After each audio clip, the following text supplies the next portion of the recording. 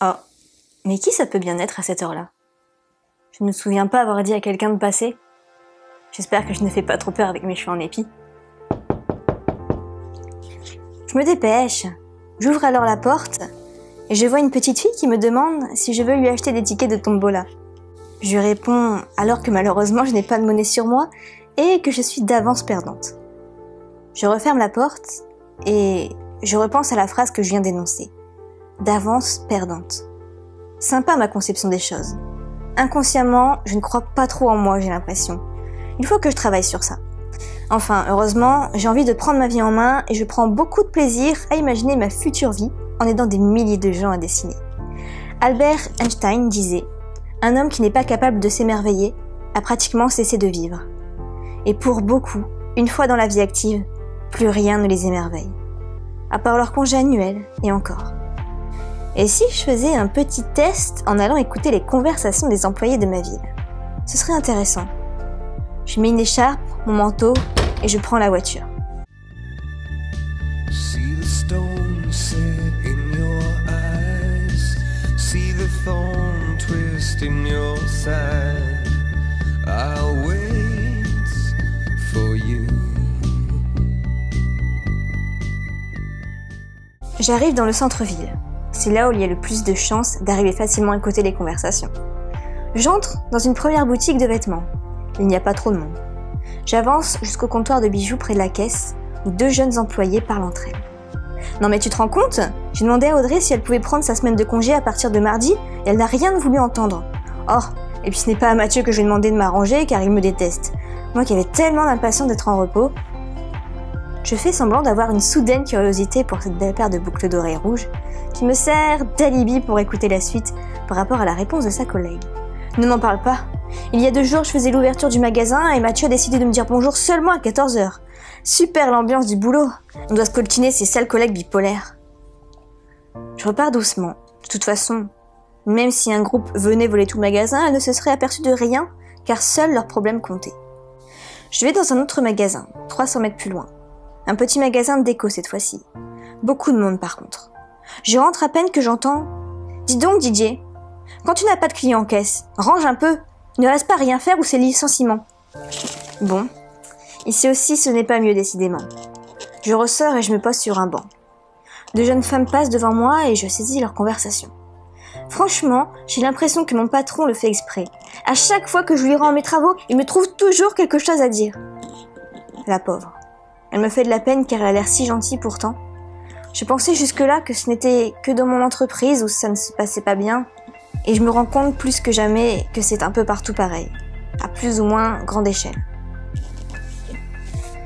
Ma chère France, si je devais t'écrire une lettre. Chère France, j'ai bien travaillé à l'école. J'ai toujours été dans les premières et aujourd'hui on me demande de choisir ma voie. Mais les voies qui s'ouvrent à moi ne me conviennent pas. Certes, il y a des métiers qui ont l'air d'être attractifs financièrement, mais dois-je vraiment y passer 50 heures par semaine pour obtenir ce salaire? J'ai longtemps suivi ton modèle, j'ai longtemps suivi ta ligne de conduite, et mon entourage me dicte de continuer de te suivre, alors qu'eux-mêmes ne sont pas heureux dans ce qu'ils font. On m'a appris à me taire et bien faire ce que l'on me dit, de faire toujours le mieux, mais surtout en évitant au maximum de me tromper. On m'a appris à être la meilleure en entretien, à faire le CV le plus percutant qu'il soit, et surtout au Pôle emploi, nous sommes obligés de justifier notre recherche d'emploi. Dois-je dépenser mon temps contre de l'argent?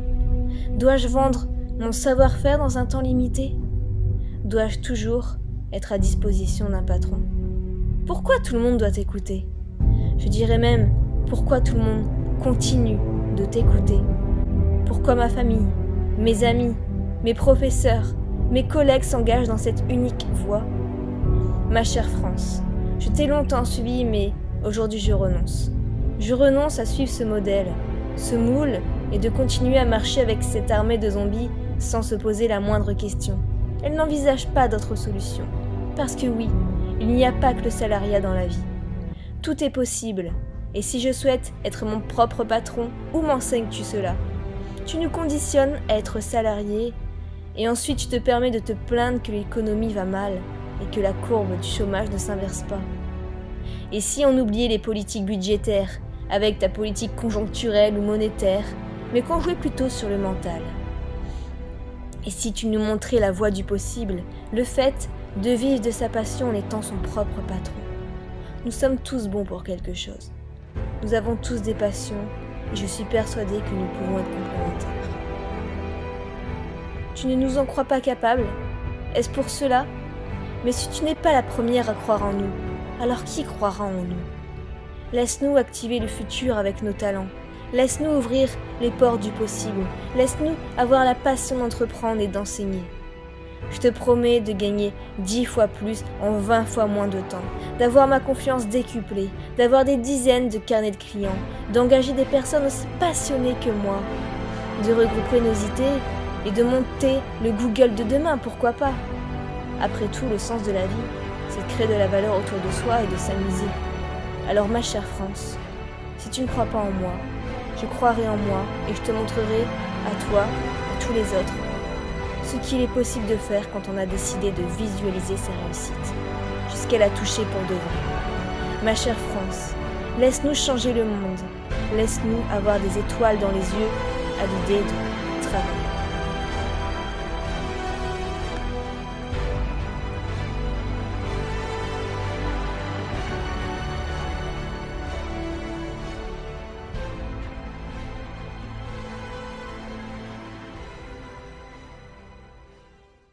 Je sens quelqu'un me taper à l'épaule. Je me retourne à peine que je vois le visage de Nicolas qui me dit d'un ton assuré :